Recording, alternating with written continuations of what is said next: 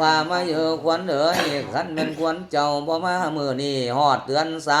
3แดดสิจีเจ้านี่แล้วควันเอ๋ยคันเป็นควันเจ้าบ่มามื้อนี้แดดเดือน4สินำข้าเจ้านี่แล้วควันเอ๋ยคันแม่นควันเจ้าบ่มามื้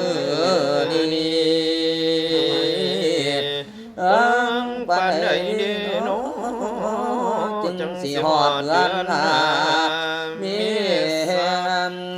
สางอยู่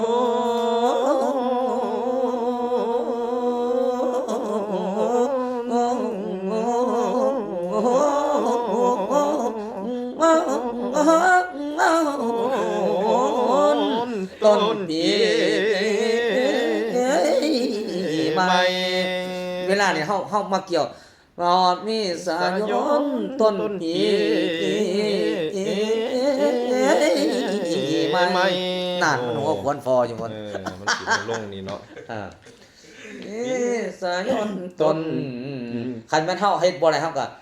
เดือน5มีสายนต้นปี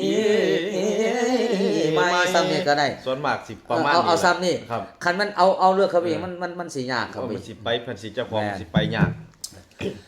เดือน5มีสาย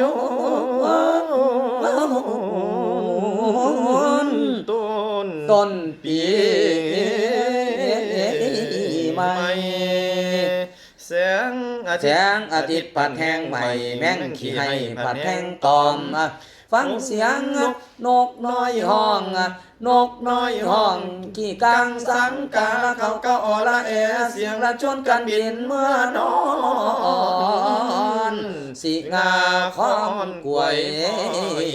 คอจะงาคอนกล้วยคอมโอ้ตัวเอ้ยมันสิว่างตัว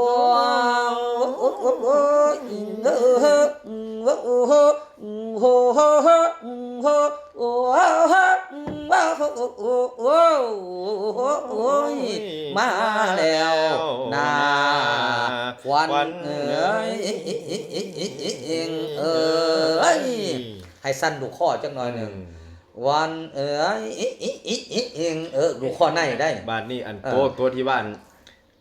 มาทางขวัญภูเป็นวัดได้เป็นไอนี่มันหมายถึงว่าไงครับบ่หมายความว่าขวัญภูเป็นวัดได้เป็นไอขวัญภูเป็นวัดเป็นไอคือหมายความว่าสิแปลว่าวัดไข่ไอพญาติมันมีน้ำทุกคนมาในนาเมื่อขวัญเป็นวัดเป็นไอมาอยู่น้ำแล้วกับบ่ให้มาอีกนะความหมายนะบ่ให้มีมาอีกมันอยู่นะขวัญภูเป็นกากนั้นให้เจ้ามาดูแวนวันผู้เป็นบาทและเป็นไดให้เจ้ามานิมนต์เฮามีทั้งขวัญผู้เฒ่านั้นนะให้คอยซักไม่ก่อนเฒ่าตามหลังมาอยู่จุบ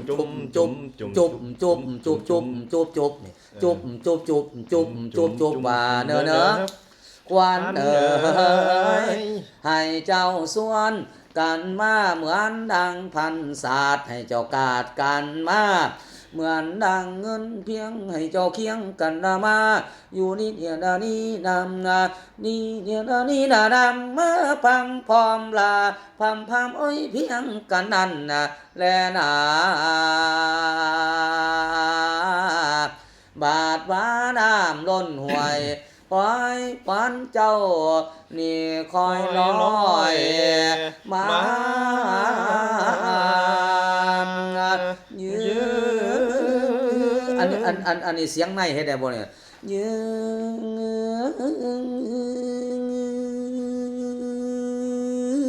เดี๋ยวสิไปหัด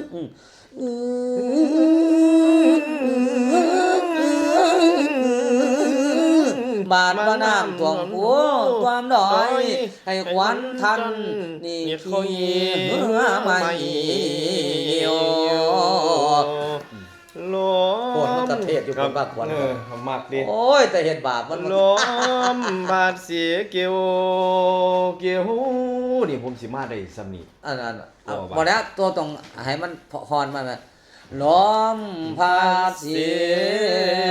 เกี่ยวกิ้วกิ้วโอ้ใส่เสียงทุ่มไว้แบบนี้กิ้วกิ้วโฮว้าไอ้เอ้โอ้ห้ามมาม่วนใส่นี่นะ นี่ล่ะท่อนนี่ล่ะบ่อันนั้นล้อมผาสีเกี่ยวกิ้วกิ้วกิ้วโฮว้าโอ้ยโอ้ยควันลาให้ตาให้ตามาแน่เด้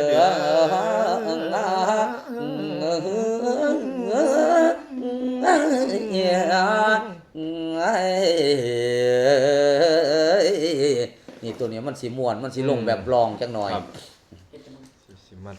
บานนี้นะอันนี้ได้ดอกบ่บาดแม่นขวัญยังก่อบาดว่าฮอดเดือนหงายโอ้ยขวัญเจ้านี่ขี่ม้าขาวมาซ้ำคันว่าฮอดเดือนดำโอ้ยขวัญเจ้านี่ขี่ม้าขาวมาพายกายมาหืนมองเจ้าโยอันนี้เอามุ่นแข้งใส่จังหน่อยนึงตัวนี้นะมาพายขี่ม้าขาวมาพายกายมาเฮือนมองเจ้า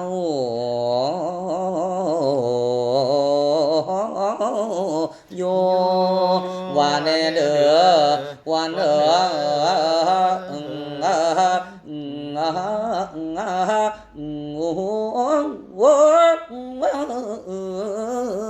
ามาเยอะวันเอ้ยให้ควันเจ้านี่นามาอยู่เฮือนพื้นแป้นหญ้าแฝกมุงนาให้ควันเจ้านี่นามาอยู่เฮือนพื้นแป้นหญ้าคามุงที่เสาเฮือนเจ้าพ่อสากลากซากเฮือนเจ้าพ่อสางแขนเต้นเฮือนเจ้าพ่อสางแก่หลังใหญ่แท้โอ้ยเจ้าอยู่สบายนั่นล่ะนาควัน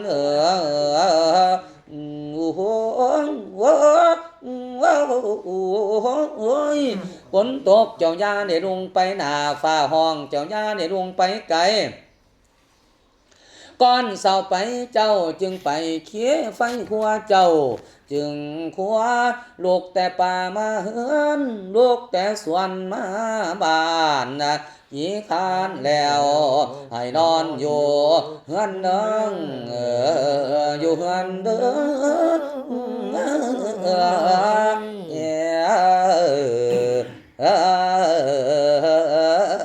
เด้อตัวนี้มันอยากวายากจังหน่อยมันต้องฝึก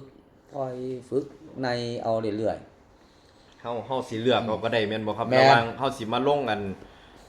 บทอันเอิ้นควรตัวนั้นกับตัวนี้แล้วแต่ถ้าเอาบทนี้ก็คือเอาบทนี้ถ้าบทนั้นก็สามารถแล้วแต่งานเนาะถ้าเฮาคือไปเฮาได้เฮาก็เอาบทนั้นบทนี้ใส่เอาบทเอาเฮาก็เอาใส่น้ำจังน้อยล่ะเฮาก็มาต่อมาซุ่มนี่ดังนี้บานุมาเอ้ยวันเอ้ยบาดว่าฮอดเดือน6ฝนนี่ตกลงมาอยู่ที่จนวันเจ้านี่ยาสุบไปอยู่ซนมันอยู่กับมันอยู่ผู้เดียวแม่นก็แม่อยู่หั่นครับอยู่ข้างนอกไอ้โยซนใส่ข้าเฮือนใต้ป้องรอผู้ใดดีวัน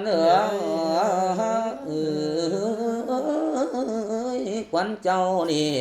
จากไปเฮือนเยือไว้เฮือนเยาเพิ่นผู้ใดนั่นล่ะนาควัน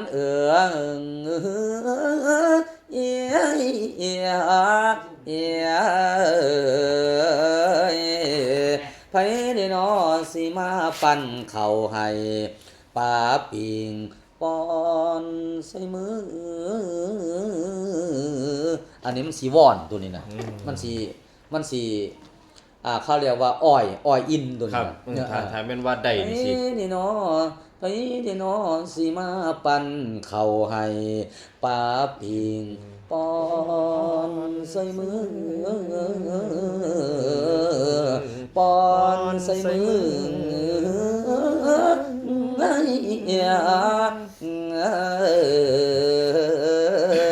เด้ออันนี้งาสร้างหมื้นี้ ครับน่าสร้าง โอ้ได้มาแต่ไสนี่ ซื้อเขามา แพงจังบ่ มี 3,000 เซนบ่คือปีแล้วอันนี้เส้นหนึงหั่นใส่เขาสั่งให้ 1,200 เส้นหนึงมันเป็นซื้อนำเขา 3,000 เซน แม่นง่ายอยู่ดอกมันมีหลายอยู่ บัดเส้นหนึงพันเขาซื้อให้เม็ดเขาขายเม็ดละเท่า อันนั้น 80 แม่ หรือ เอามาใส่ใหญ่ๆจังอันแม่มันเวลาไปสูตรมันจังภูมิฐาน 120เบิ่งมาจาก จะ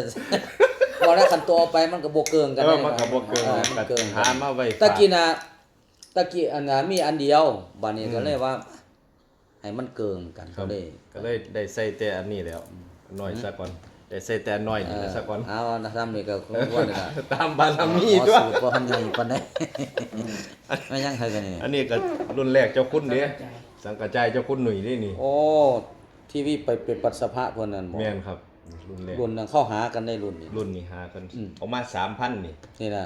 แม่นครับ โอ้ มันงามมีจานมีหยัง งามเนาะ เรียบร้อยอีกอีกอันหนึงหันพัน ลูกทราย เจ็ด คักลูกทราย อีกอันหนึ่ง ขนาดเนาะ อีกอันหง นี่นะผ้าหมอนี่แหละฝึกให้หมอได้ไว้ ครับ มันสิได้เป็นพอไปเสียงกะว่ามันเสียงมันแตกมันหยังแล้วก็ให้มันฝึกซ้อมรายการนั่นแหละ เป็นกบฏ อันนี้นะ มันยามหนาวนี่นะเป็นแผ่อากาศเท่านั้นเป็นเสียงแหบ แต่ว่าบางคนก็ว่าโอ้ยเสียงแหบสนีเขาว่าเวลาเกี่ยวเสียงกันมันน่ะม่วน พันยังว่ามวนอยู่ ม่วนอยู่ โอ้ตอน โอ้ย ตอนเถิดขึ้นน่ะเสียงมันสิหิ่งๆออกยังไงเป็นเสียงหิ่งเขาว่าแต่ว่าปกติเนี่ยมันเป็นเสียงแหบเพราะว่ามันแผ่อากาศจมูกข้างนี้สิตันเลยนี่มันสิตันแต่ว่าเวลาเฮาเรียนเสียงล่ะมันสิเป็นจังซี่นะ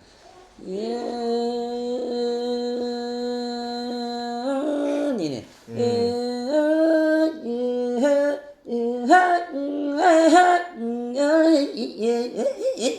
มันสิมีแหบจังหวะตอนสิเอา10 บาทที่มีออกแหบเพราะว่าเสลดมันมาข้างอยู่ท้องไปไหว้พระธาตุแล้วก็สิเมื่อน อนผี นอน เพิ่นหนึง นอนใส่ อยู่ในแหละเพิ่นเซาเพิ่นอันนั้นไว้